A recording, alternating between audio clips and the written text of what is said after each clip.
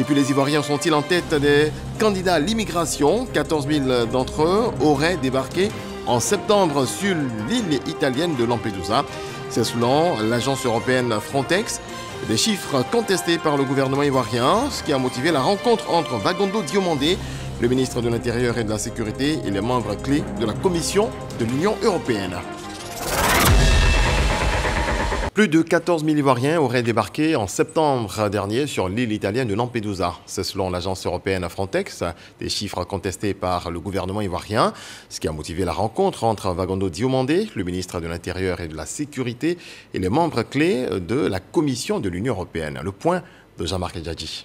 Le ministre de l'Intérieur et de la Sécurité, Vagondo Diomandé, en séance de travail à Bruxelles sur invitation de la Commission de l'Union européenne. Il présente les acquis et dresse le bilan de la Côte d'Ivoire en termes de lutte contre l'immigration clandestine.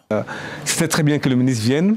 Il est venu, il a été écouté, il a eu des rencontres de très haut niveau avec des responsables européens impliqués donc dans la gestion donc de la migration irrégulière notamment. Et donc les plaidoyers du ministre ont été entendus et les programmes ont été bien présentés.